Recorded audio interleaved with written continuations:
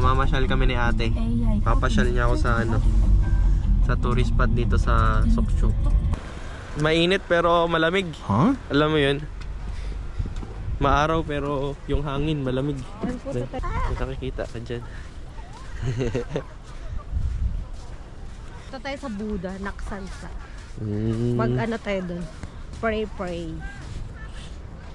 Pagpipray namin na sana makatama sa loto. Nakatama ako sa loto, re-release talaga ako. Aawol na ako. Bye-bye, Sang Ning. Bye, Sang Ning. Punta ka dami. Ganito. Mga bata pa, mga naka-sports car na dito.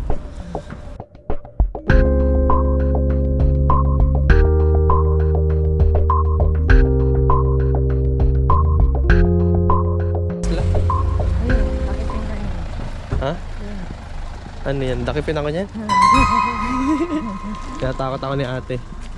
Wala akong dalang passport eh. Pag nagkakapkapan yari.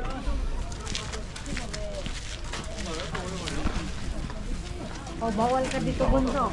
Bawal mag? Ikaw. Ha? So, for context, no? Namamasyal kami ni ate ngayon since bakasyon. 5 days bakasyon.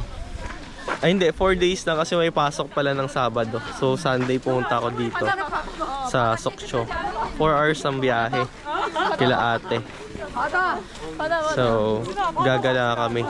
Sinusulit namin yung bakasyon. Sulal pa lang. Parang ano yung ano, sulal ba? New Year dito. New Year dito sa Korea. South Korea. Parang Chinese na.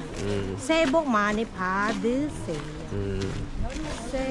Gagala kami. Mani padise. Bukas babalik na naman back to the ball game na naman. Parang ano no, yung sa mga K-drama. Pa yung mga wish ka, gusto mong hilingin mo. Hilingin. Makatama agad sa loto. Kapag nakatama sa loto, nasa'yo na lahat eh. Sabi nila, money can't buy happiness. Totoo ba yun natin eh? No.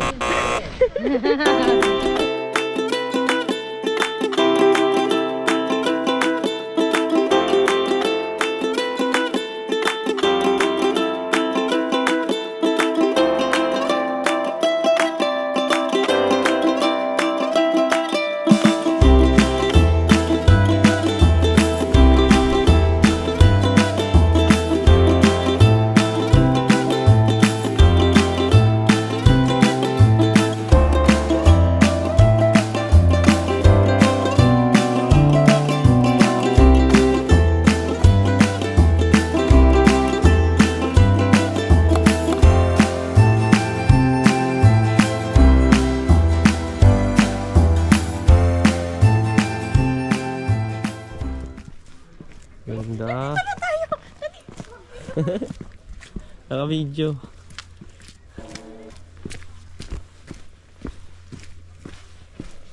Wow! Ayun si Buddha. Ay, sa wakas siya. Ang bilis no? Parang Nag-picture kasi tayo. saglit lang nandyan na agad. Ito na ang tourist spot nila dito.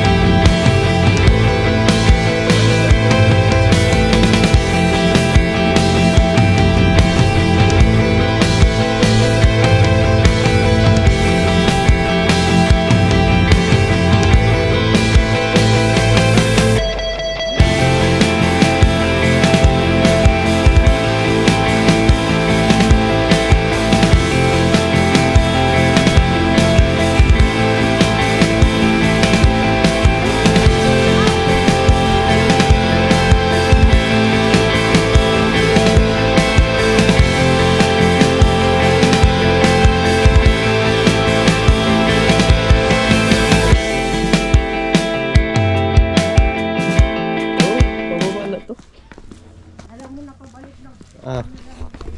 Hindi, ano lang yan. Instinct. Kung saan papunta yung tao, dun din ang ano. Kanina sinundan lang natin yung tao, di ba? So yun guys, no. Pababaan na kami. So yun lang. Ayan, no. Yung view. So yun guys, no. Thank you sa pagsama. Pababa na kami. So kita-kits sa next vlog.